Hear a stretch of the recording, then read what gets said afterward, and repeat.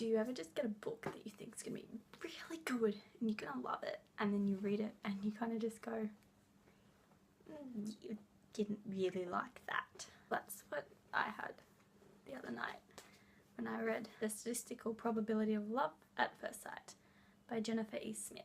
She's written a couple of other books and they sound really good and people seem to really like them. I see pictures of them everywhere and I was just wanted to read them. I read them and I was just, I don't get the hype.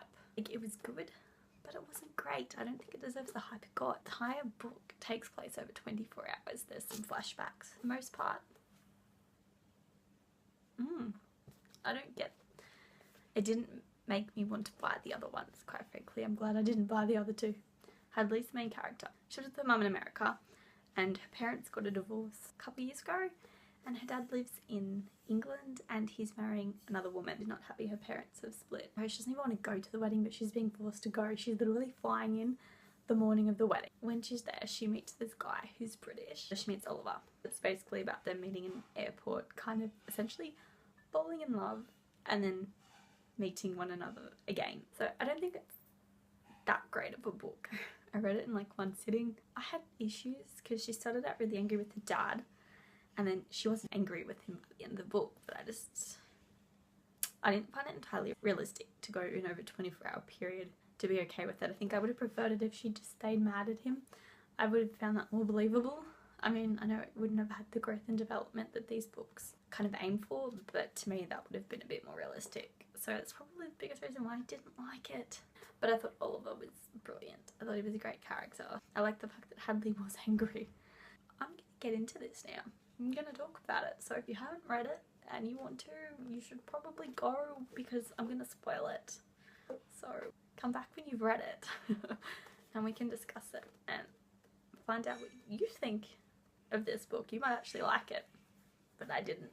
So bye. So Statistical Probability of Love at First Sight literally starts with her missing her flight. Like, she's like 4 minutes late. When do planes ever leave on time? That is my thing. Normally they stand there for a good 10 to 15 minutes calling out passengers' names that aren't on the plane.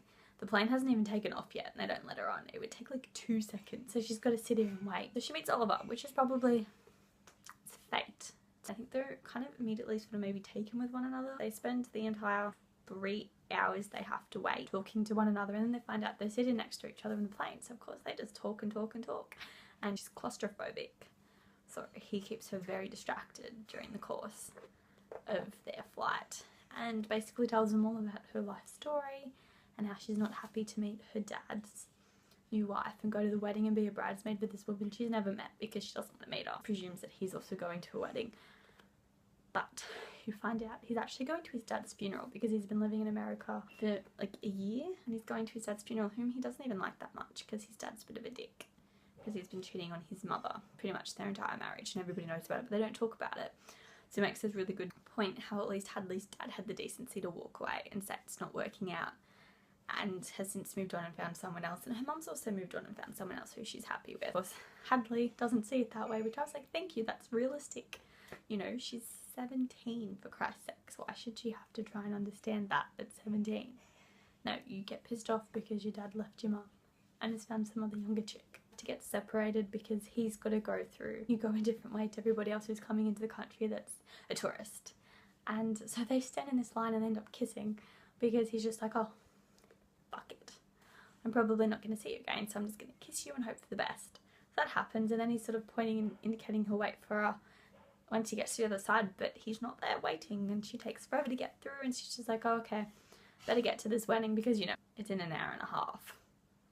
I've got to be walking down the aisle an hour and a half and it's a good like hour's drive and it's really awkward because she doesn't know anybody there except her dad. And she kind of eavesdrops and her stepmom talking about how she is pregnant. It's implied she's pregnant. Turns out she's not actually pregnant, but she could be. And she gets really upset because she didn't know that and she's like, well, hold on, you've essentially gotten yourself a whole new family. Why am I here? I obviously don't matter to you. Otherwise I would know that you're having a kid. She ends up meeting the bridesmaids who are really lovely and overly chirpy and I found it irritating.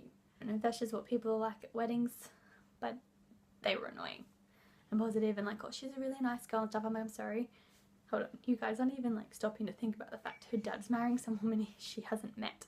She doesn't care if she's nice. She doesn't care if she's a great person, they're good for one another. She's upset over the fact her parents' marriage has fallen apart still. Like, it's been 2 years. She doesn't like the fact he's getting married. She didn't even want to be at the wedding. And everyone's like, oh, it's so great, they're so good for one another. And just like, I felt so bad for her. I would have hit somebody if I was her, or I would have just laughed. They get through the wedding, and then they're in the middle of taking pictures when she kind of figures out all of them might actually be at a funeral and not in fact a wedding. And she realises that it's probably for his dad. So she goes, Dad, I have somewhere I need to be. I've never been to England before, but I've got something else more important to go to than your wedding photos. I laughed so much at that. So Dad's kind of just going, what? And you know, like, it's kind of at that point where you're like, you know, he has like little to no authority over her because he did walk out on her. Hasn't been a dad to her in like 2 years, so he's just kind of like all awkward and like can't start a scene in front of the wedding party and all the guests. So he kind of just lets her go, and of course she's got no idea where she's going, ends up going in the wrong direction, has to double back. And she gets there and it turns out that Oliver's dad is in fact dead, and Oliver's really worked up about it, vents all of his frustrations out. And then she kind of goes, well, maybe this was a stupid idea to come here. As she's leaving, she leaves the book that they'd been talking about that her dad gave her that she was going to give back to him because she never read it. As like, because like he'd give her books to read and she would read them, they talk about it, and last time she saw him he gave her this book and she's yet to read it. You know, she's like, I'm gonna give it back to him and be like, I haven't read it and I don't want to read it, as a major like F you to her dad. I think it's great. And she unfortunately starts reading it and I was like, oh. So she leaves the book on a car for the funeral and she doesn't know why. She heads back and then she realises when she's like halfway home that she left the wedding invitation she had as a bookmark inside the book that she's left on the car at the funeral. So she has to ring her dad and be like, oh, I'm on my way, but I don't know where I'm going or how to get there. Everyone's like, where were you? And she just ends up crying. This poor thing's been on a 9-hour flight. She didn't want to be at this wedding. She met this guy who she likes, whose dad was at a funeral, kind of went off at her. It's a very traumatic day and she's had to meet this woman she doesn't even want to know. So she just breaks down and her and her dad start talking and they kind of work things out. She sees that there's pictures of her house where she lives with her mum and stuff that he has on his wall in his study, and she's like, oh, he still cares. They work through it, and I guess it was good that, you know, they're coming together. The wedding reception, of course, the stepmother wanted her to have her father-daughter dance. In the middle of them dancing, they just start talking about how she's pregnant. He's like, she's not pregnant. Speak as if things have already happened, so she's already pregnant, even though she isn't, because she thinks if I say I'm pregnant, think it's going to happen, then it's going to happen. She's one of those optimistic people like that. And so she's like, oh, I wanted to be a part, I don't want to be that sister that it never meets. That's like, she's going to call her mum, and her and her mum had this massive fight before she left, and they sort things out. Gets off the phone, she sees Oliver. Oliver has come.